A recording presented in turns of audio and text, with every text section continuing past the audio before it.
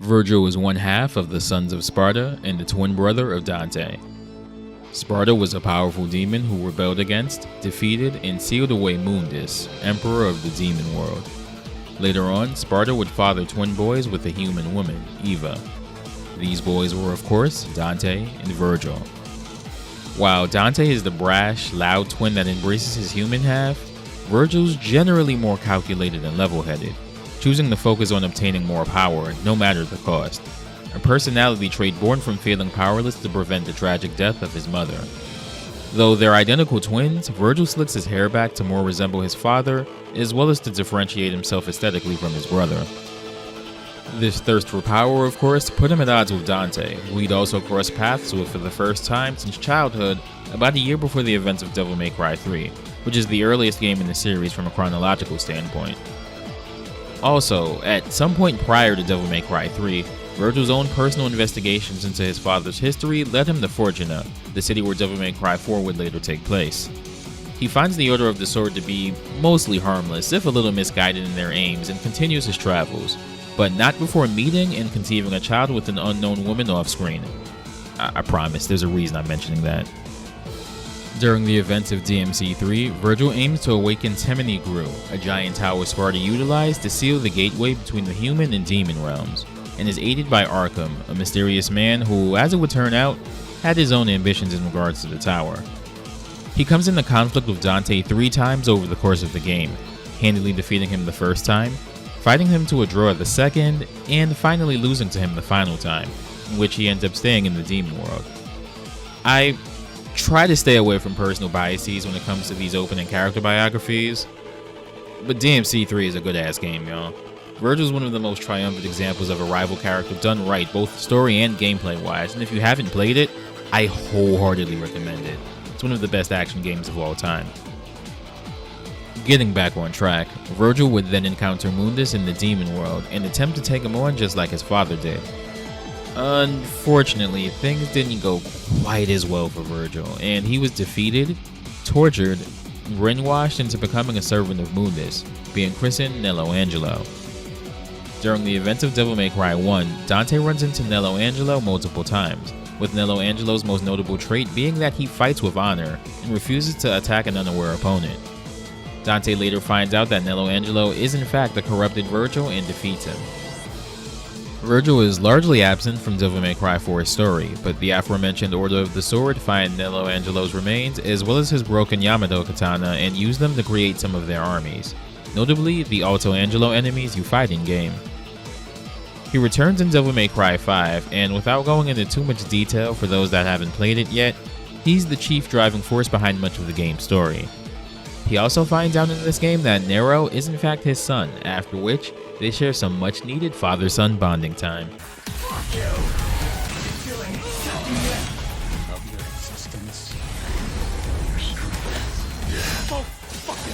Vergil is consistently used as a selling point for the special editions of Devil May Cry games from DMC3 onwards. DMC special editions are updated re-releases that usually add new content like playable characters, game modes, and speed increases, among other things. I guess it could be seen as kind of corporate cynicism to dangle being able to play as him as re-release bait in front of players, but I'll be real here. Capcom does it because A, Vergil is just that cool, and B, it works every time. Fittingly enough, Vergil's debut in the Versus series was as a new character for Ultimate Marvel vs. Capcom 3, the updated re-release of Marvel vs. Capcom 3, Fate of Two Worlds. If you've played as Vergil in any Devil May Cry game, you know that he's essentially a power trip character. He's usually incredibly overpowered, and intentionally so more often than not. While that's not quite the case for Marvel 3, okay, no, I can't even say that with a straight face. Seriously though, he's absolutely top 5 in the game, and you know what?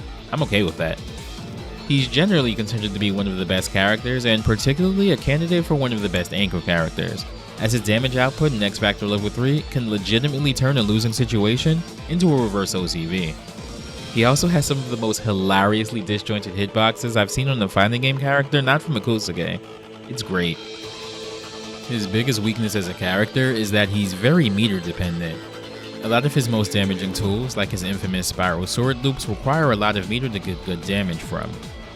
He's also a sitting duck on incoming, which is kind of a death sentence in the series like Marvel, where being snapbacked or coming in after a KO is like staring down the barrel of a shotgun. Vergil's English voice actor in this game is Dan Southworth, who's also provided his English voice in all appearances Vergil's had up to this point. He's been in quite a few TV shows and movies, though he's perhaps best known for playing the Quantum Ranger in Power Rangers Time Force. He'd actually go on to reprise that role in Wild Force as well as in 2 crossover episodes, including the fan favorite Forever Red, but most relevantly for the Marvel vs. Capcom inspired fighting game Battle for the Grid, with some of his voice lines very obviously paying homage to his role as Vergil. Foolishness, Lord Zed. I need more quantum power. His Japanese voice actor is Hiroaki Hirado, who's best known for playing Sanji in One Piece, though he's had a fair share of voiceover roles in both anime and video games. Like with the Resident Evil characters, Marvel 3 marks the first time the Devil May Cry cast have had Japanese voice actors, as the first few games were only ever dubbed in English. Hirado's gone on to voice Vergil in every subsequent gaming appearance he's had outside of the series reboot. That said, enough of me hyping Vergil up. Let's get into that moveset. Vergil's design in this game is taken primarily from Devil May Cry 3, the only DMC game he was playable in at this point in time. It informs his visual design as well as his moveset. And also his theme song, which is a remix of his second boss theme in DMC 3. Personally speaking, I've always thought that this was his best theme, so I'm glad Marvel 3's composer thought so too.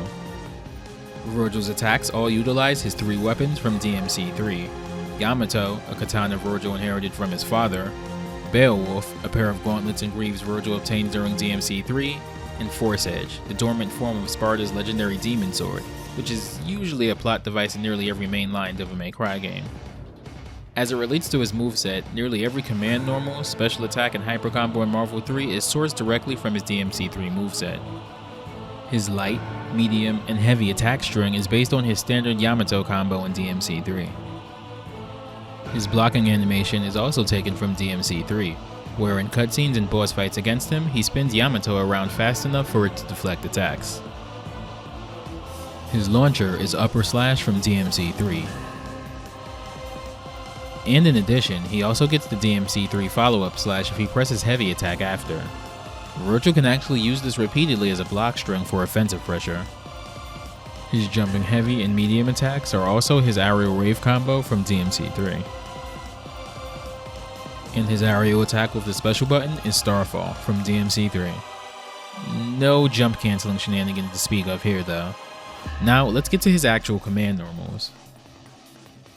First up is Stinger, done with forward and heavy attack. This is an advancing stab with some pretty wild range. This is one of Force Edge's attacks in DMC 3 and also a move he shares with Dante. Next is High Time, done with a forward diagonal input and heavy attack. Vergil also has the ability to cancel this, as well as a few other attacks into his special trick teleports by pressing heavy when it's active.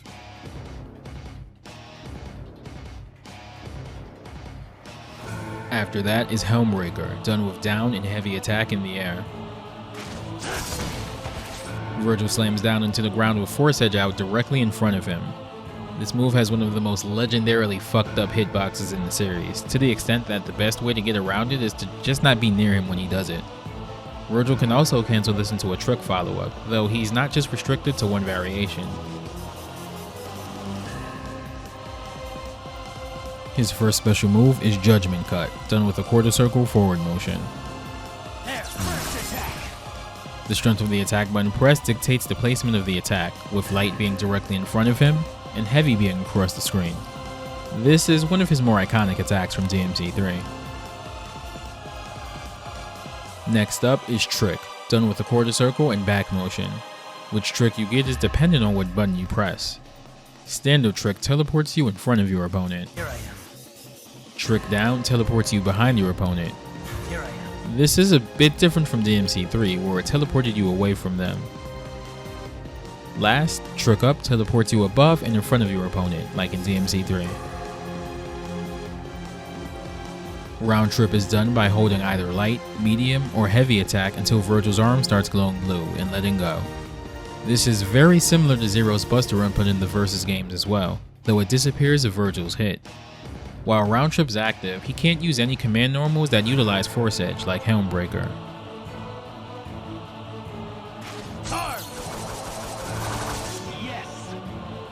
This is one of Force Edge's moves in DMC3 and just about every other DMC game it makes an appearance in. A Dragon Punch motion and light attack gives you Rising Sun, a 2-hit anti-air. This is one of Beowulf's moves from DMC3. He can also cancel this into a trick. Dragon Punch and medium attack is Lunar Phase, an advancing multi-hit spinning attack. You're mine. Take this! This is also taken directly from Beowulf's moveset in DMC3. Dragon Punch and heavy attack is Rapid Slash, where Vergil zips across the screen with Yamato, leaving a trail of slashes in his wake. This is another attack from Yamato's moveset in DMC3. Vergil's first hyper combo is Dimension Slash, done with a quarter circle forward in 2 attacks.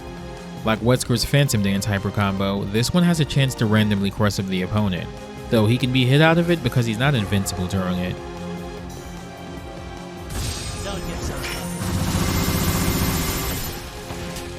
This is one of Vergil's desperation moves in DMC3's final boss fight against him.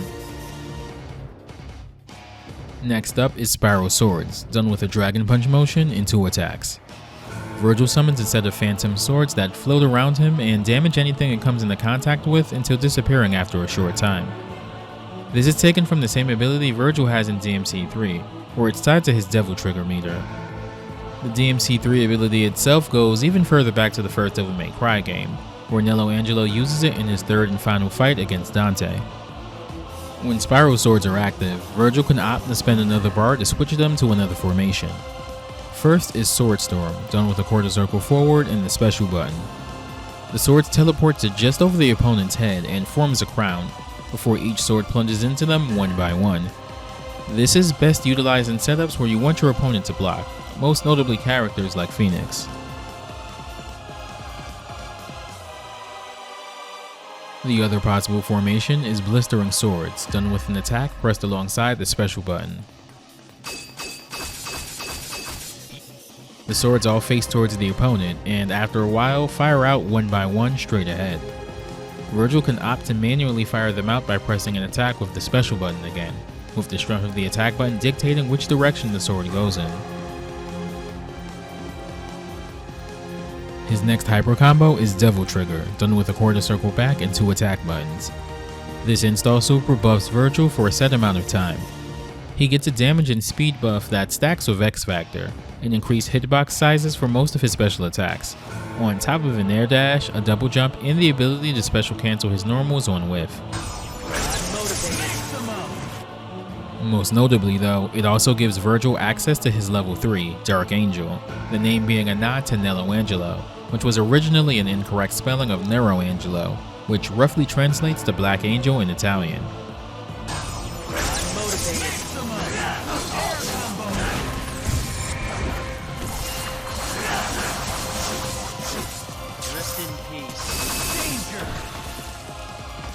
Dark Angel is expensive resource-wise, costing a cumulative 4 bars between the level 3 itself and Devil Trigger, but the trade-off is that it deals the highest unscaled damage of any hyper combo in the game. The only other level 3 that even remotely comes close in those regards is Phoenix Wright's level 3. Do keep in mind that Vergil actually can't build any meter in Devil Trigger, so make sure you have the 3 bars for this before you transform. And honestly, it's probably the coolest looking level 3 in the game. It's like some shit out of Bleach. Vergil's first assist is Judgment Cut.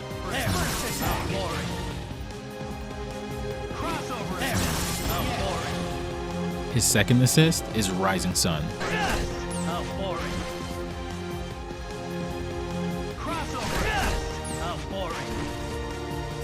His third assist is Rapid Slash.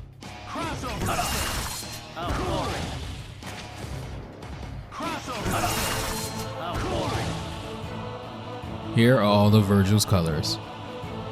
Color 2 is inspired by Devil May Cry 3 concept art. Color 3 is based off of Nero's Devil May Cry 4 outfit. Color 4 is based off of the colors that the boss version of Vergil uses in DMC3 when playing through the game as Vergil, affectionately referred to by some in the fanbase as Vante.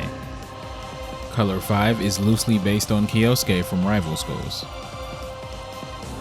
Color 6 is based on Dimitri from Darkstalkers. Vergil's alternate outfit is his corrupted form, which was a bonus unlockable outfit in DMC3 Special Edition. However, instead of using Nello Angelo for his Devil Trigger, he reuses Dante's Sparta model. The development team admitted that they attempted to get Nello Angelo to work, but because he uses weapons of a different size than normal Vergil, it created some visual conflicts. Here are all of Vergil's interactions with the cast. Sorry I was late for the party. What a touching reunion. Right, brother? Ready? Foolishness, Dante. Foolishness.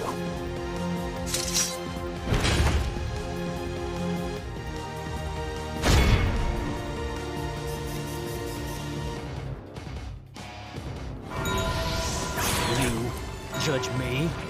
You're playing with fire, boy. But now you're playing with hellfire. Ready? The flames of revenge couldn't even melt a marshmallow.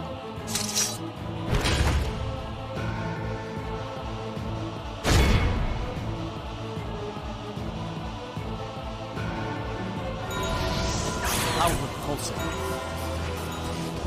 I thought a twin of Dante would be more fun. Live and let die. Never show that face before me again.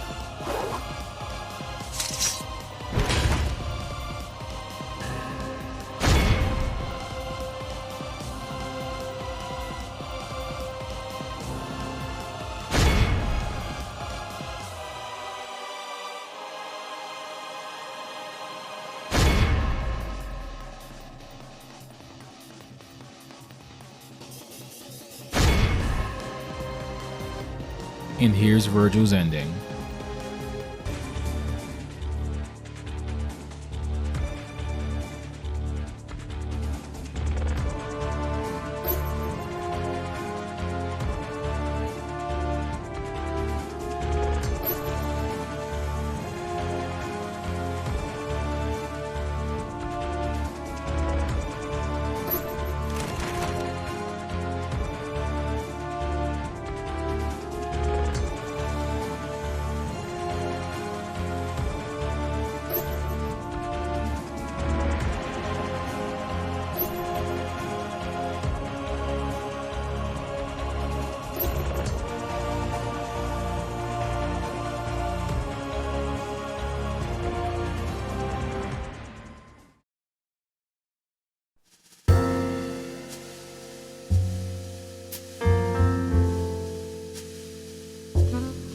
Vergil is honestly one of the coolest characters Capcom's ever created, and despite how overwhelming he can be to face in-game, I'm really glad that he translated so naturally into a fighting game the same way Dante and Trish did.